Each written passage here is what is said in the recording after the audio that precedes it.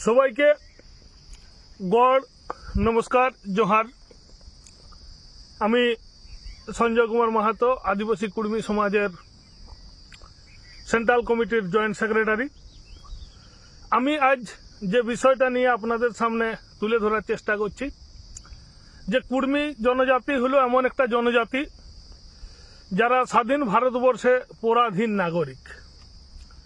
স্বাধীন ভারতবর্ষে পরাধীন নাগরিক। আমি এই হেডলাইন দিয়ে আজকের আমার এই বক্তব্যে আসছি। কেন? আপনারা জানেন যে আদিবাসী কুর্মী সমাজ মূলত জন্মসূত্রের থেকেই বিভিন্ন যে লড়াই সংগ্রামগুলো করে আসছে তার কিছু দিক আমি এখানে তুলে ধরার চেষ্টা করব। যে প্রথমত আমরা যে লড়াই সংগ্রামগুলো করেছি তার বেশিরভাগ কিন্তু আমরা আবেদন নিবেদনের ভিত্তিতেই প্রথমে করেছি। প্রথম পর্বে আমরা যদি এই ধাপের আন্দোলনের কথা বলি, অর্থাৎ ডুঁড়কুর পরবর্তী মানে 27-28-29 সেপ্টেম্বর 2015 তার পর থেকে আমরা যে আন্দোলনগুলো করছি সেই আন্দোলনগুলো দেখুন। আমরা প্রথমে কিন্তু বিডিও সাহেব, ডিএম সাহেব, রাজ্যপাল, রাষ্ট্রপতি এদেরকে আমরা ডেপুটেশন দিয়েছি। ডেপুটেশন দেওয়ার পরে মাধ্যমে মেমোরেন্ডাম দিয়েছি এবং আমাদের যে আবেদন সেটা আমরা জানাইছি। এই আবেদনটা কি আমাদের ডুঁড়কুয়ে যে লক্ষ লক্ষ মানুষের উপস্থিতিতে আমাদের যে সিদ্ধান্ত নেওয়া হয়েছিল সেই সিদ্ধান্তগুলো, অর্থাৎ আমরা যে মূলত 15 দফা যদিও দাবি ছিল, মূলত 3টা যে কুর্মী জনজাতিকে পুনরায় আদিবাসী তালিকায় আনতে হবে, কুর্মালী ভাষাকে সংবিধানের 8ম তফসিলভুক্ত করতে হবে এবং সারনা ধর্মের পৃথক কোড দিতে হবে। এর ভিত্তিতে আমরা ডেপুটেশন দিই। কিন্তু ডেপুটেশন দেওয়ার পরেও আমরা দেখলাম যে 14 সালে যেখানে সিআরআই রিপোর্ট চেয়ে পাঠাইলো আমাদের 3টা রাজ্যকে, কিন্তু সেই রিপোর্টটা যখন গেল নাই, অর্থাৎ সিআরআই তদন্ত করে রাখলেও কিন্তু কুর্মীদের উপরে সেই রিপোর্টটা প্রস্তুত হওয়া সত্ত্বেও সেটা পাঠানো হইল না, তখন আমরা ডহর ছেঁকা করেছি। তো এই ডহর ছেঁকার পরেই কিন্তু রাজ্য সরকার, বিশেষ করে পশ্চিমবঙ্গ সরকারের কথা আমি যদি বলি, পশ্চিমবঙ্গ সরকার এখানে ডহর ছেঁকার পরবর্তীকালে এই সিআরআই রিপোর্টটাকে তাদের কাছ থেকে সংগ্রহ করে সেটার একটা রিপোর্টটা পড়াশোনা করার পর সরকার একটা সিদ্ধান্ত গ্রহণ করেছিল এবং সেই সিদ্ধান্ত মোতাবেক সেটাকে না পাঠিয়েই কিন্তু রেখে দিয়েছিল। বিনিময়ে আমাদের কি করেছিল, কিছু আমাদেরকে যেমন আপনার কুর্মী ডেভেলপমেন্ট বোর্ড এইসব দিয়ে ললিপপ দিয়ে আমাদেরকে ভোলানোর চেষ্টা হয়েছিল। মূল যে আমাদের দাবি সেই দাবি থেকে দূরে রাখারই চেষ্টা করেছিল। তো পরবর্তীকালে আমরা দেখলাম যে এই রিপোর্টটা যদিও পাঠানো হলেও কিন্তু কিছু সংশোধনী চেয়ে পাঠাইলো আরজিআই, তো সেটা কিন্তু দীর্ঘদিন ধরে আটকে রাখা হচ্ছিল। তারপরে আমরা কিন্তু 17 সালেই আমরা কিন্তু জিগেড়জিটা গবচনটা করি। এই জিগেড়জিটা গবচনের পরে আমাদের সেই রিপোর্টটা সরকার দিল্লিকে পাঠায় এবং দিল্লিকে পাঠানোর পর দীর্ঘদিন ধরে এটা কিন্তু ধামাচাপা দেওয়া থাকে। যে সরকারের কাছে চিঠি আসলেও আমাদের কাছে সেটা রিপোর্ট ঠিকঠাক ছিল না, যে ফার্দার কমেন্ট অ্যান্ড জাস্টিফিকেশন চেয়ে পাঠাইছে। তো আমরা কি করলাম, সেই সময় আমরা কিন্তু দিল্লি যাতায়াতটা শুরু করি। প্রথম পর্বে আমরা কিন্তু তখন আর লড়াই আসেনি। প্রথম পর্বে আমরা দিল্লি যাতায়াত শুরু করি। তো কখনো রাজনাথ সিংয়ের সাথে আমরা আলোচনায় বসি, কখনো আরজিআই এর কাছে সাথে আলোচনায় বসি, কখনো তৎকালীন যিনি ট্রাইবেল মন্ত্রী ছিলেন জুয়েল ওরাংয়ের সাথে আমরা আলোচনায় বসি এবং সেটা পুনরায় রিমাইন্ড পাঠাই আমাদের রাজ্য সরকারকে। তো রাজ্য সরকার কি করলো, সেটা দীর্ঘদিন ধরে যখন ধামাচাপা দিয়ে দিল, বিষয়টাকে আমাদের পাবলিকের সামনে নিয়ে আসলো নাই, তখন আমরা ওই 17 সালে 6 মার্চ, সম্ভবত ডেটগুলো হয়তো এদিক ওদিক হয়ে যেতে পারে, আমরা রেল টেকার ডাক দিই। সেই রেল টেকাটা পুরুলিয়ায় সফল হয় এবং সফল হওয়ার পরে আমরা যদিও সরডিহা মানিকপাড়ায় ব্যর্থ হয়েছি, ঢুকতে পারি নাই, অনেক মারধর আমাদের উপরেও করেছে। দুর্ভাগ্যক্রমে পুলিশের উপরেও একজন পুলিশ অফিসারও কিন্তু সেই লড়াইয়ে আহত হয়েছিলেন।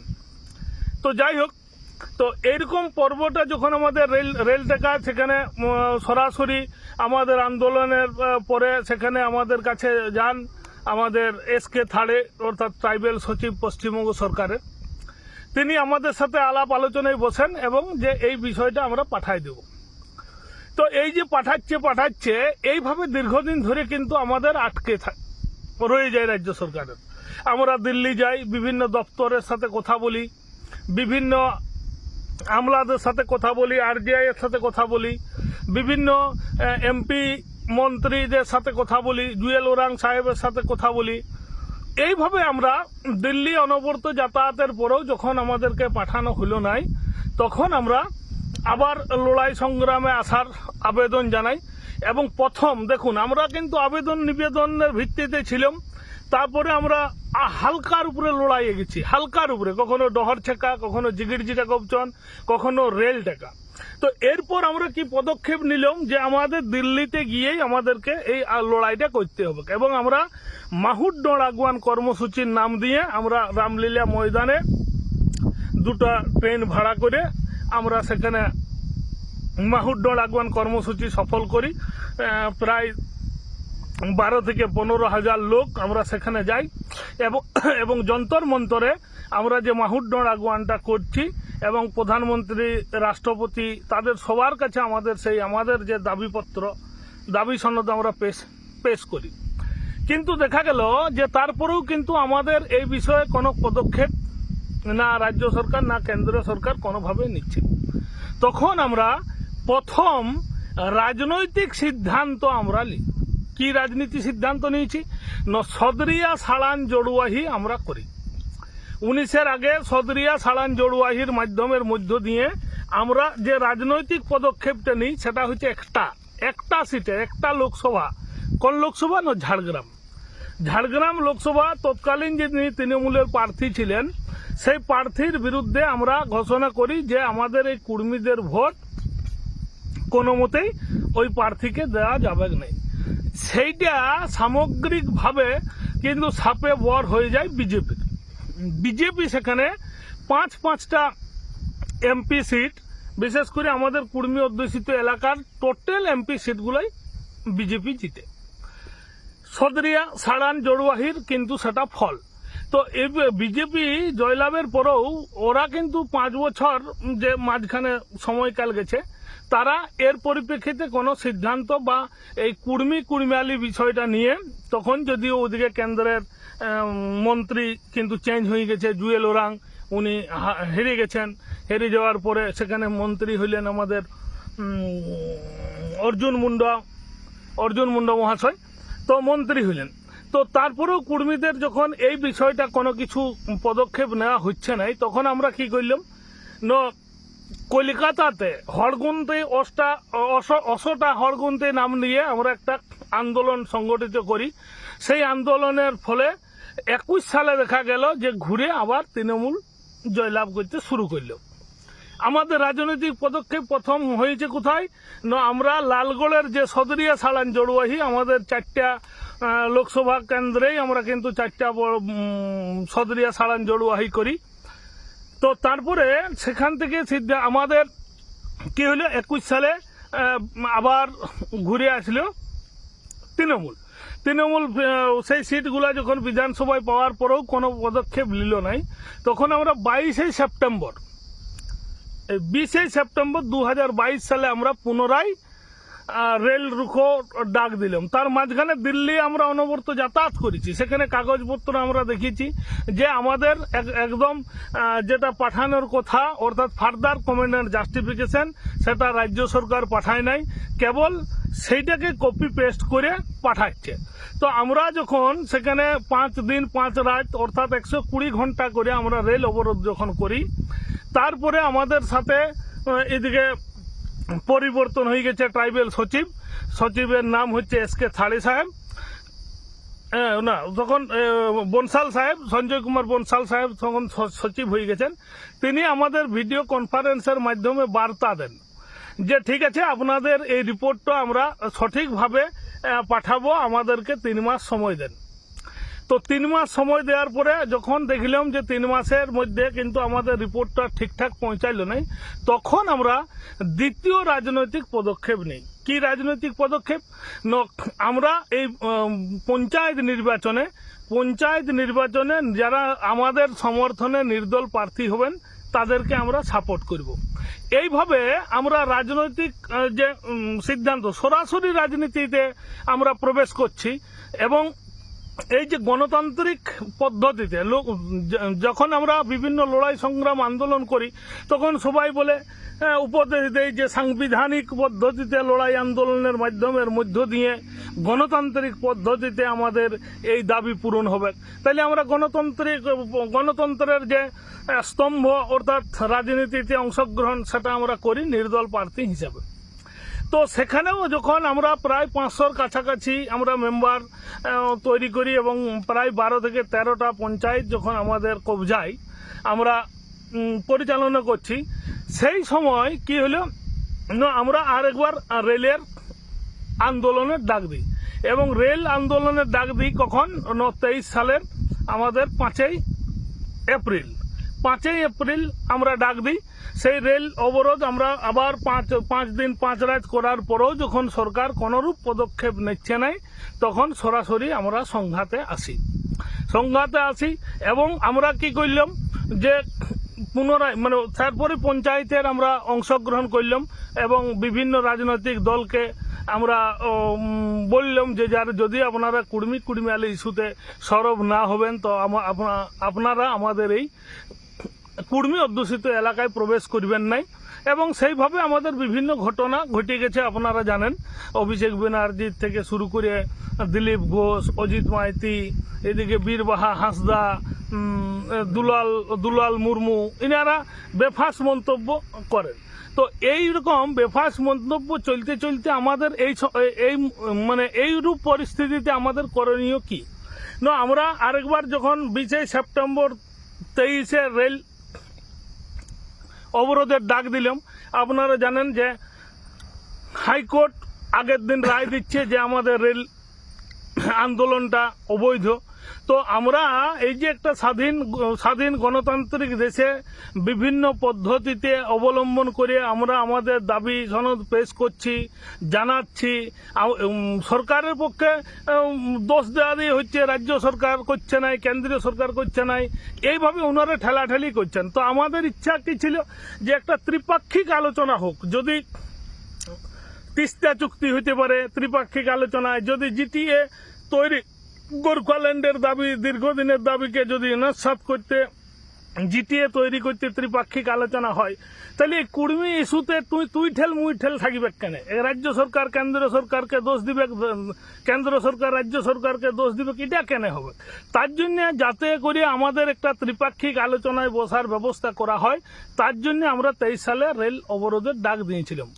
দুর্ভাগ্যবশত সেই রেল অবরোধকে বানচাল করার জন্য হাইকোর্ট আমাদেরকে রায় দেয়, অবৈধ ঘোষণা করে আমাদের নেতৃত্বকে বিভিন্ন ছিলায় অ্যারেস্ট করে, বিভিন্ন পুরানো আন্দোলনকে মামলা দিয়ে আমাদেরকে অ্যারেস্ট করার ব্যবস্থা করে, এবং যুদ্ধকালীন তৎপরতায় আমাদের এই রেল রুখো যে কর্মসূচিটা আমরা ডাক দিয়েছিলাম, সেই কর্মসূচিটাকে বানচাল করার ব্যবস্থা করা হয়। তো এখন আমাদের করণীয় কি? এত আন্দোলন, এত লড়াই, এত আবেদন নিবেদন সমস্ত কিছু জানাইছি। একটা স্বাধীন ভারতবর্ষে, স্বাধীন রাষ্ট্রে আমরা আমাদের যে লড়াই, যে সংগ্রাম, গণতান্ত্রিক যে লড়াই, সে লড়াইগুলো আমরা দেওয়ার পরেও যখন দেখলাম যে কোনো অবস্থাতেই আমাদের এই জিনিসগুলোকে মান্যতা দিচ্ছে না, ত্রিপাক্ষিক আলোচনায় বসে এই সমস্যার সমাধানের ব্যবস্থা হচ্ছে না, তখন আমরা সিদ্ধান্ত নিলাম যে আমাদেরকে এইবারে লোকসভায় এমএলএ এমপি পাঠাইতে হবে। তো আমরা এই 24 সালে আমরা সরাসরি নির্বাচনে অংশগ্রহণ করলাম। আপনারা জানেন যে আমরা পাঁচটা লোকসভার মধ্যে আমরা 4টাতে সরাসরি প্রতিদ্বন্দ্বিতা করেছি। একটাতে আমরা জেপিপির প্রার্থীকে আমরা সমর্থন জানাইছি। এরপরেও আমরা দেখেছি যে প্রায় 1.5 লাখের মতো আমরা ভোট পাইছি। সব যে ভোটটা কিন্তু আমাদের এই 25 থেকে 27টা এমএলএকে আমরা প্রভাব ফেলতে পারব বলে আমাদের সংগঠন মনে করি বা আমরা মনে করি। তো এখন আমরা পর্যালোচনায় বিভিন্ন জায়গায় আছি, আমরা পর্যালোচনা করব। তো এই রকম পরিস্থিতিতে আমাদের বিভিন্ন সময় বিভিন্ন লোক দোষারোপ করছে, যারা কুর্মী লোকে আছে অথচ বিজেপি সমর্থন, তারা বলছে যে বিজেপির ভোট কাটছে। কিন্তু যেদিন সদরিয়া সাড়ান জড়ুয়াহি আমরা সরাসরি ঘোষণা করি ভোট দেওয়া চলবে না তৃণমূলের এই প্রার্থীকে, তারা তখন কিন্তু মুখে কুলুপ দিয়েছিল। আজকে এরকম কথা বলছে। তো বিভিন্ন জায়গায় যারা যেখানে হারিয়েছে তারা সেখানে বলছে যে কুর্মীরা আমার ভোট কাটে অন্য লোককে সহযোগিতা করছে। তো তাদের বক্তব্য তারা জানাবে কেন? তাদেরকে আমরা কিন্তু বিভিন্ন উপায় জানাইছি সমস্ত রাজনৈতিক দলের কাছে আমরা আমাদের বক্তব্য পেশ করেছি। কিন্তু তারপরেও যখন আমাদের এই সমস্ত বিষয়টা নিয়ে কোনো রাজনৈতিক দল সেরকম পদক্ষেপ নিচ্ছে না, তখন আমাদের করণীয় কি হওয়া উচিত ছিল সেটা তাদের ভাবা দরকার। কোন গণতান্ত্রিক পদ্ধতিতে, এই গণতান্ত্রিক দেশে আর কি গণতন্ত্র পদ্ধতিতে লড়াই হতে পারে? আমাদের কিছু কোর্ট করা আছে, কেউ কোর্ট করেছে। তো কোর্ট করলেও এটা কোর্টের ম্যাটার একদম নয়, এটা হচ্ছে সাংবিধানিক ম্যাটার, এটা হচ্ছে সংবিধানের বিষয়, এটা লোকসভা বা বিধানসভায় একমাত্র ক্ষমতা আছে। তো সেখানে কোর্ট কিছু করে দিতে পারবে না। তার জন্য আমরা যে পদক্ষেপগুলো নিয়েছিলাম সেই পদক্ষেপগুলো আমরা সঠিক বলে মনে করি। নিন্দুকরা নিন্দা করবেকেই। তো যারা এখনো পর্যন্ত আমাদের এই লড়াই সম্পর্কে নবাগত, যারা এই লড়াই জানেন নাই, আমি একটা আপনাদের সামনে তুলে ধরার চেষ্টা করলাম 2015 থেকে 2015 পরবর্তীকালের যে সমস্ত ঘটনাগুলো ঘটেছে দিল্লি, কলকাতায়, গ্রামাঞ্চলে, তার একটা আমি কি বলবো জিস্ট জিনিস দেওয়ার চেষ্টা করলাম। তো সবাইকে ধন্যবাদ। আপনারা দেখতে থাকুন, এই আন্দোলনের অভিজ্ঞতা অর্জন করতে থাকুন। আর আমি যে কথাটা দিয়ে শেষ করব কিন্তু বলা হয়ে উঠিল না আগে, যে দেখুন আমাদের এই রাজনৈতিক যে প্রচার প্রসারগুলো চলছিল, এত দুটো আমরা নির্বাচন দেখলাম, একটা পঞ্চায়েত নির্বাচন, একটা লোকসভা নির্বাচন। এই পঞ্চায়েত নির্বাচন এবং লোকসভা নির্বাচনে দেখলাম যে বিভিন্ন রাজনৈতিক দলের যারা কর্মী আছে বা নেতৃত্ব আছে, তারাই একমাত্র কুর্মী এলাকায় প্রবেশ করছে, কিন্তু অন্যান্য রাজনৈতিক দলের লোকরা প্রবেশ করে নেই। তো আমাদের এই কুর্মী নেতাগুলো কি করছে না, আমাদের নিজেদের ভাইয়ে বিবাদ সৃষ্টির একটা চেষ্টা চালাচ্ছে। যে কোনো ভাইকে তৃণমূল করাচ্ছে, কোনো ভাইকে বিজেপি করাচ্ছে, কোনোকে সিপিএম করাচ্ছে, কোনোকে কংগ্রেস করাচ্ছে। এইভাবে নিজেদের ভাইয়ে বিভাজন সৃষ্টি করার কারিগর কিন্তু আমাদের নিজেদের কুর্মী লোকেরাই, যারা বিভিন্ন রাজনৈতিক দলের কর্মকর্তা। তো আমি তাদেরকে অনুরোধ করব যে আমরা একটা লক্ষ্য নিয়ে আগবাচ্ছি, কারণ এই স্বাধীন ভারতবর্ষে আমরা একটা পরাধীন নাগরিক। কারণ আমাদের এই কথা কেউ কোনোভাবেই কর্ণপাত করছে না। আমরা সর্বোচ্চ শক্তি দিয়ে আমরা সমস্ত লড়াই সংগ্রাম করেছি, কিন্তু কখনো কর্ণপাত করে নেই। অথচ তারা আমাদের মধ্যে একটা বিভাজন নীতি প্রয়োগ করছে, বিভিন্ন কর্মীদের মধ্যে যাতে বিভাজন হয়ে থাকে, তার জন্য বিভিন্ন রাজনৈতিক দলে ভাগ করে দেওয়ার একটা অপচেষ্টা চালাচ্ছে। তো আমি সবার কাছে অনুরোধ করব যে এইখানে নিজেদের মধ্যে ভাইয়ে গন্ডগোল না রেখে নিজেদের আত্মপরিচিতি প্রতিষ্ঠার যে লড়াই, অজিত প্রসাদ মাহাতোর হাত ধরে আজ 15 সাল থেকে যে লড়াইয়ে আমরা আছি, এই লড়াইয়ে সবাই সামিল হন।